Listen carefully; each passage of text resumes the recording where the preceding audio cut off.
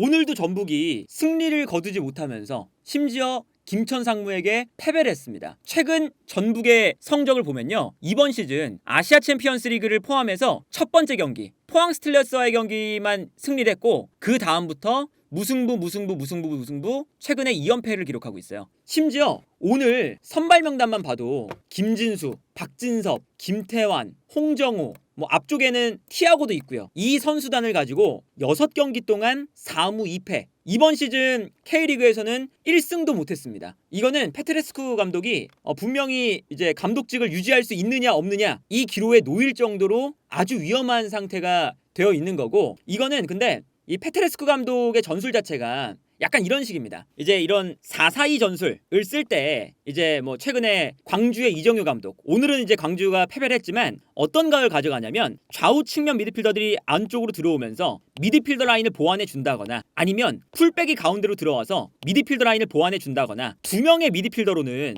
이 넓은 공간을 커버하기가 힘들기 때문에 요 안쪽 공간에 대한 대비가 돼 있어야 되거든요. 근데 페트레스쿠 감독의 전술적인 색채 자체가 최전방 투톱, 좌우 측면 모두 올라갑니다. 그 다음에 좌우 풀백도 모두 올라가요. 공격 숫자를 최전방에 최대한 많이 붙여놓고 여기서 후방에서 중원을 거치지 않고 한 번에 뻥, 그리고 이제 측면으로 패스를 보내서 수비가 끌려 나오면 측면에서 또 침투, 계속 측면으로 침투, 크로스, 이런 형태를 만들 때가 많거든요. 그러니까 상대의 수비를 상대할 때 페트레스쿠 감독이 원하는 바는 이런 거죠. 사실 아무래도 전북이 압도적인 전력을 가진 팀이니까 공격 숫자를 최대한 늘리면서 상대 수비가 숫자적으로 부담스럽게 느낄 수 있을 만큼 공격 숫자를 늘리는 거예요. 그래서 붙여놓고 여기서 이제 공격 숫자가 많으니까 1대1 싸움, 그러니까 아무래도 전북이 스쿼드가 좋은 만큼 상대 수비수와 1대1로 싸웠을 때 우리의 개인적인 능력을 믿는다, 이런 플레이를 한다거나 아니면 측면으로 돌립니다. 공격 숫자를 많이 배치를 했으니까 측면으로 패스를 보내줘요. 그러면 수비가 끌려나겠죠? 근데 이 앞쪽에 4명, 5명, 6명까지 배치가 되니까 수비가 끌려나가는 순간 이 공간으로 침투하는 선수가 있어요. 또 측면으로 넘겨줍니다. 그러면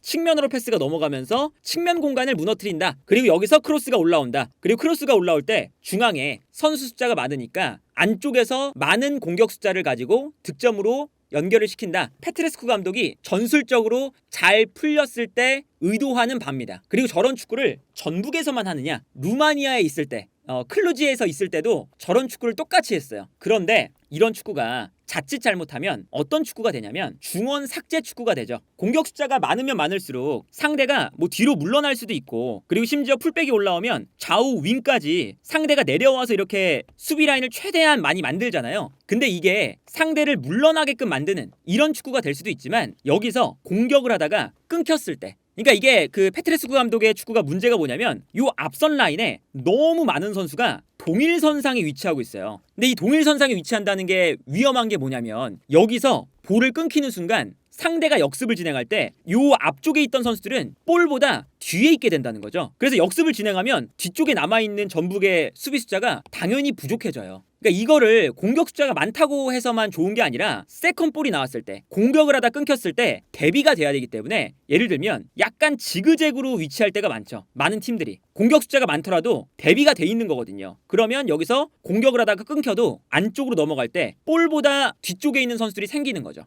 그래서 공격 숫자를 배치해도 저렇게 모든 선수가 다 올라가서 상대 수비를 부담스럽게 만드는 게 아니라 약간 한두 명의 선수가 지그재그로 배치가 되면서 역습에 대한 대비가 되어 있고 세컨볼에 대한 대비가 되어 있어야 되거든요. 근데 그런 축구를 페트레스쿠 감독이 잘 못합니다. 그리고 일단 간격이 너무 넓죠. 수비 라인과 공격 라인의 간격이 그냥 공격수들이 다 올라가 있으니까 되게 넓어요. 그러다 보니 가운데 미드필더가 1명 혹은 2명만 덩그러니 남아있는 장면이 많이 나오고요. 그러다 보니까 미드필더 라인에서 볼을 끌고 올라갈 때 이 선수가 아무리 전북이 국가대표팀급 선수를 많이 가지고 있다 하더라도 1명, 2명, 3명, 4명 상대의 미드필더들을 모두 제쳐낸 다음에 볼을 끌고 올라갈 수는 없잖아요. 그러니까 여기서 중원에서 고립되는 일이 생기게 되는 거죠. 이런 문제가 오늘 페트레스쿠 감독의 축구에 이번 시즌 내내 발생하는 문제점이다. 그러니까 이게 이러한 형태가 어떤 축구랑 비슷하냐면 포스테코글루 감독이 토트넘에서 본인들이 지고 있을 때, 공격이 필요할 때 포스테코글루 감독도 저렇게 공격 숫자를 4명, 5명, 6명 막 올릴 때가 있어요. 심지어 지그재그로 이제 배치가 되는 것도 아니고 앞선에 수비를 부담스럽게 만들기 위해서 저렇게 올려놓는 경우가 있어요. 그런데 토트넘은 수비 라인과 공격 라인의 간격을 최대한 좁게 만들죠.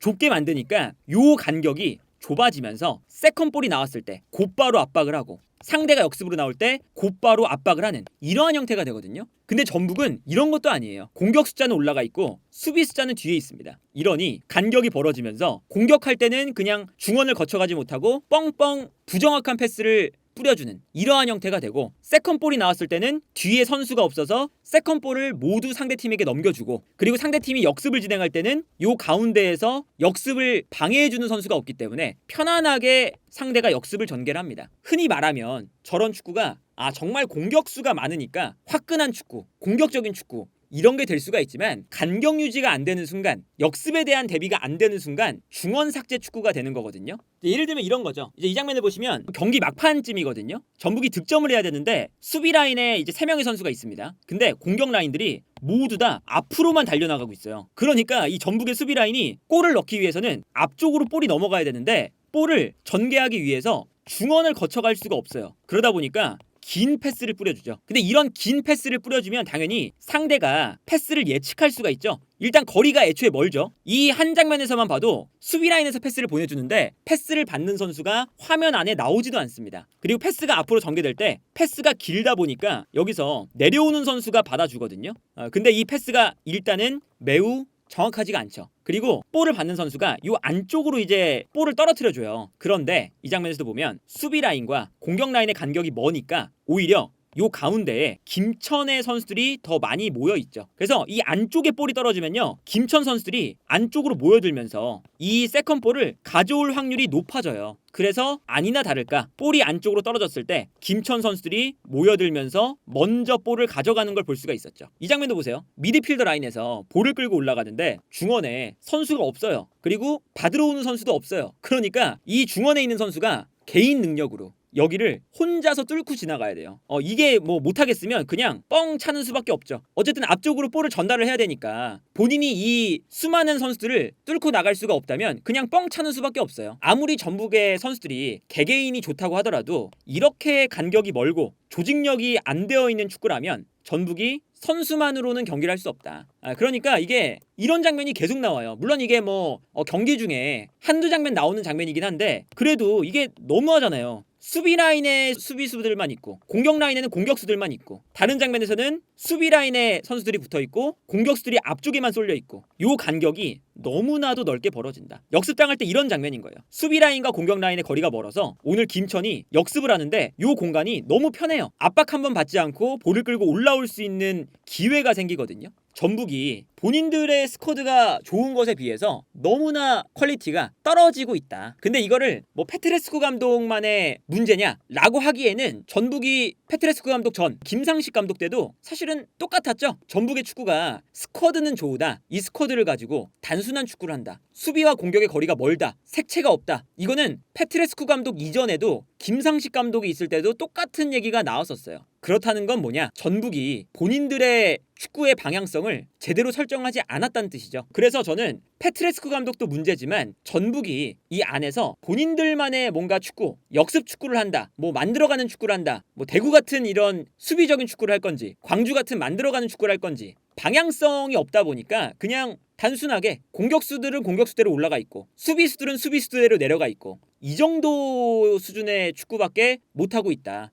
이거는 그래서 전북 구단 자체에 가지고 있는 문제점이라고 할 수가 있겠고 기본적으로 이런 시스템이 해외에서도 사실은 많아요. 뭐 예를 들면 첼시 같은 경우도 선수들은 다 좋은데 아무런 색깔이 없는 축구를 한다. 맨유도 마찬가지죠. 맨유도 감독은 계속 바뀌는데 이 감독들이 어떤 축구를 하는지가 명확하지 않아서 무리뉴가 됐을 때는 약간 수비적인 축구, 솔샤르가 됐을 때는 앞으로 나가는 축구, 오락가락하다 보니까 이 팀이 가지고 있는 색깔이나 팀이 가지고 있는 방향성이 거의 없다시피 했었죠. 그런 팀들이 그리고 성적이 나올 수가 없습니다. 애초에 옛날에는 이제 K리그가 그냥 스쿼드만 가지고 공격수가 뛰어나고 수비수가 뛰어나고 이러면 수비 잘하고 공격 잘하고 그게 될 수가 있는데, 이제는 K리그도 전술적으로 어쨌든 여러 팀들이 대비를 많이 해오고요. 그러다 보니까 단순하게 그냥 스쿼드만 좋다고 해서 우승할 수 있는 리그가 이제는 아니에요. 그러다 보니까 전북도 이게 뭐 페트레스쿠 감독의 뭐 미래가 어떻게 될지 모르겠지만 본인들만의 색채를 찾지 못한다면 뭐 이번 시즌뿐만 아니라 다음 시즌, 뭐 그 다음 시즌 좋은 축구가 나오지 않을 것이라는 것은 명백하다.